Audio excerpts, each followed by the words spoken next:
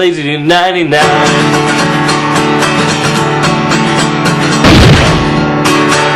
I am a Batman fan, and I'm a Canadian man. I do top 10 lists, tonight ketchup chips.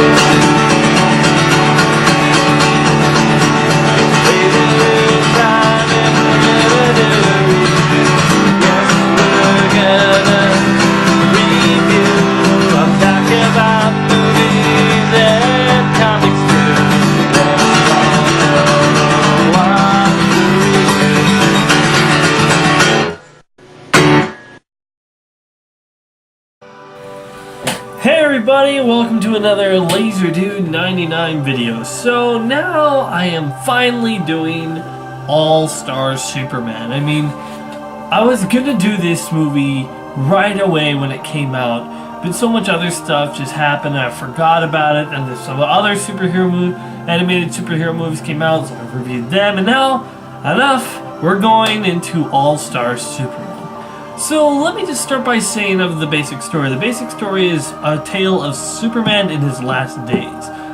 This was based on the graphic novel written by Grant Morrison and Frank Whiteley or something like that. The story starts with Lex Luthor tricking Superman into going to saving these people on the first mission to the sun, and Superman gets too close to the sun and his cells are oversaturated and he's dying. Your cells are oversaturated with power. They are bursting from within.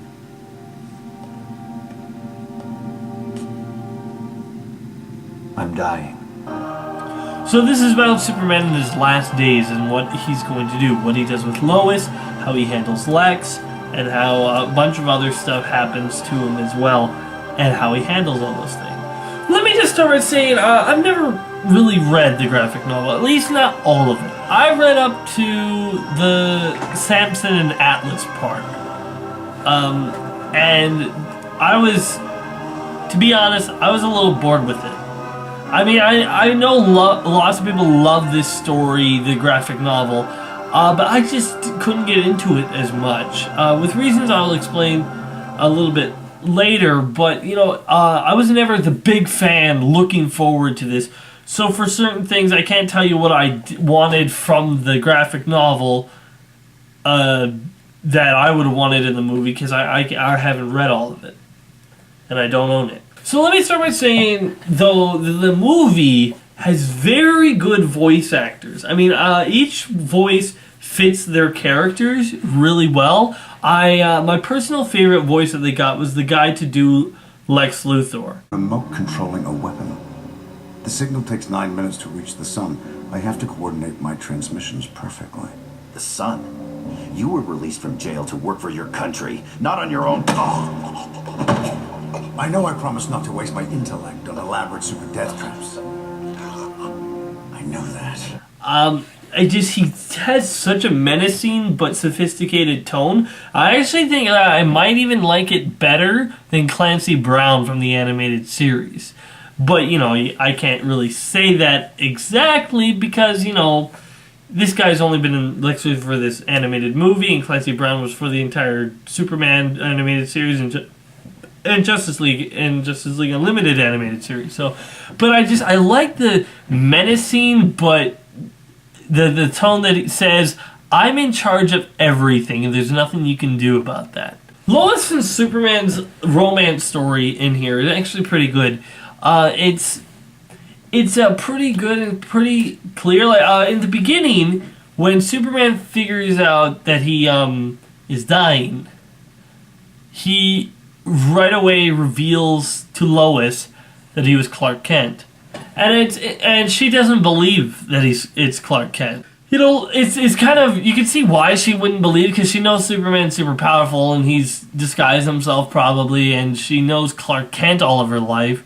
So you can kind of get why she doesn't believe it. I don't know though. That always struck to me as odd that she wouldn't believe him.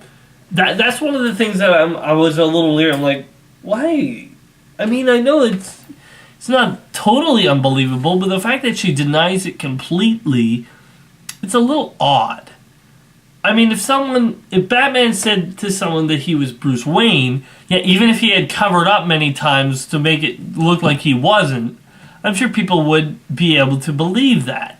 It wouldn't find it so much. No. I mean, when Batman took his cowl off in front of Catwoman, she was surprised that it was Bruce, but she didn't say, no, sorry, Bruce, I don't believe you. Maybe it was because it was the other way around. Superman doesn't have a mask to take off. Who knows? But that's a little thing. I should move on. But the love story is pretty good, except for like maybe one or two distractions that I felt were really odd. There's this point where when Superman takes Lois to the Fortress of Solitude, and she inhales this thing that causes her to be very paranoid. And when I first read this in the graphic novel, I'm like, what the heck? Why is she so paranoid all of a sudden? It all makes sense now. He's brought me here to be the mother of a race of super children. Can't let that happen. They'll grow up and lie to everybody. And then he says, oh yeah, you must have breathed in this chemical that makes you paranoid for a short amount of time. I'm like, well, what's the point of that? I don't know. I find that distracting. The only real purpose it seems to have is for Lois to shoot Superman with the kryptonite laser gun, and he realizes, oh, I'm no longer vulnerable to kryptonite. You know? So that I never liked it. Not even the graphic novel. It always felt too weird for me. But, you know, when he gives her the capsule that gives her 24-hour superpowers, that's cool because she goes around with him. They have a great date, and you know, they go and do all these other stuff. And there's, of course, the iconic kiss with them kissing on the moon.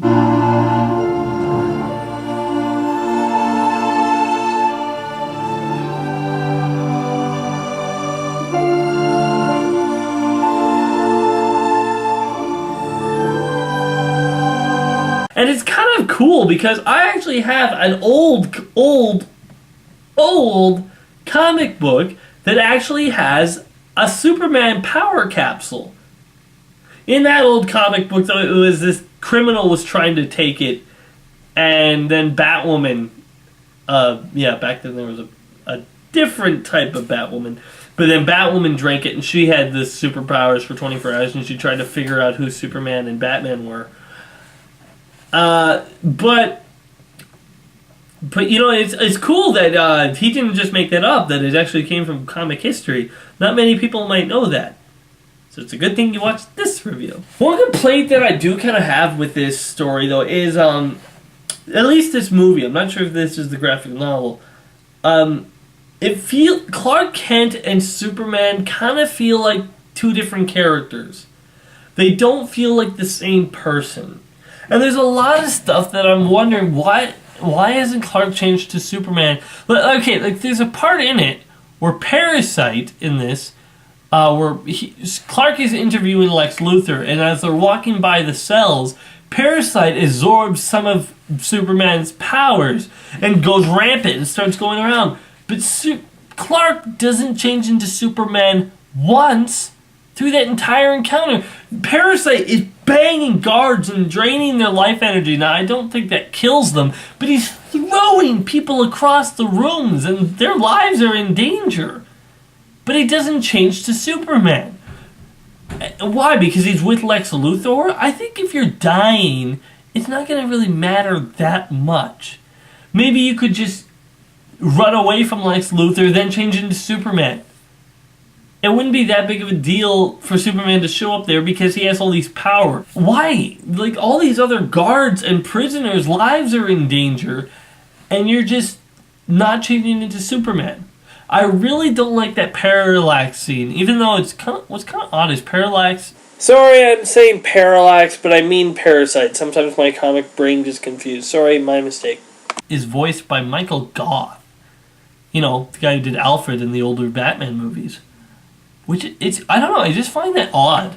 Because he barely says anything, and it doesn't sound like him at all, but I guess it is, whatever, you know. So yeah, but the thing that also, I don't feel that there's enough of Clark Kent. For most superhero movies, you usually get more footage of the superhero outside of the costume than in the costume. If you really think, maybe not all, like Batman Under the Red Hood, you don't see Batman into Bruce Wayne form except for like 3 times.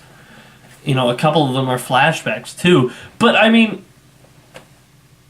Batman doesn't really have an outside personality, you know? But all of Batman's workings are with Batman. All of his supporting cast are Batman. You know, the only person that he has that's really a character outside of Batman that has nothing to do with Batman is Lucius Fox. But for Superman, he has a lot of other characters that are outside of Clark Kent that you can interact with, you know. Like, they work with Lois a bit, but they barely do Jimmy and Perry White. I mean, they're just barely in there, and you don't get enough time with Clark being Clark. You know, even when he goes to visit his mother, he's not Clark, he's in the Superman outfit, you know? So I think there would have been more if he had been Clark more. That way we wouldn't have felt that Clark was just a facade that he always had, that he was never really anything like Clark at all. That's what it feels like. Clark was just a fake personality. Where for Superman, I usually feel that Clark was just another side of his personality. You know, sometimes we just show different sides to people. I show a different side of myself to those people at work than when I'm hanging out with my friends, you know? You say stuff differently, and that's what I always thought for Superman. But in here, it just looks like Clark Kent is just an act, that he's acting really wimpy. And of course he acts, you know, like that. That's part of the act, but he does act up a bit, but I'm saying that the entire character feels like a different one, and I think that's a little... I'm not sure if I like that as much. It's interesting, though, how Lex Luthor feels about Clark. He actually says, "I like you, Kent. I think you're a good, honest, humble man." And, you know, I think it's kind of funny, you know, because you think Clark's saying, "Really? I'm Superman. You just said you like Superman." What? No, I didn't. Yes, you did. No, I meant what? Yes, you said you like Superman. You Lex Luthor like Superman. You like Superman. You like... Okay, I'm just playing around a little bit, but still, you know, but, okay, this is spoiler alert, just in case anyone's watching this who hasn't seen the movie. There's a part in the film where Lex Luthor gets the superpowered capsule. He makes one, and he has Superman's power. You knuckle-dragging morons. It was almost too easy. My last request? That cocktail was a 24-hour superpower serum.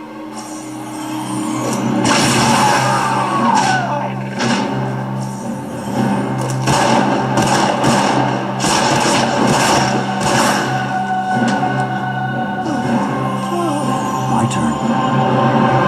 And I must say, the thought of Lex Luthor having Superman's powers is a scary one. And what's more is he seems really menacing with them. And it's just like, holy shoot.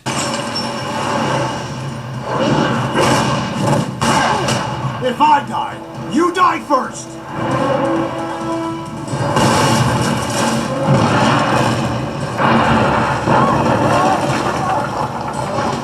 I have a couple of complaints about the middle of the story. The beginning, I think, is really good. The middle, there's a couple of side stuff that I don't like. Like, I don't like the parasite part that much.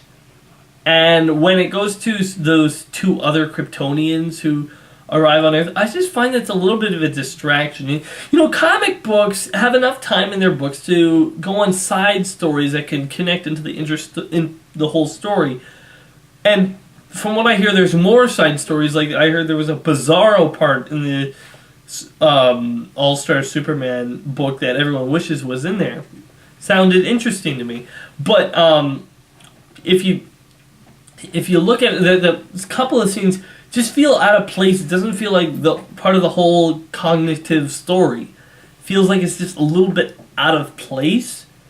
That it's just a side part that it just comes out of nowhere and then goes really quickly.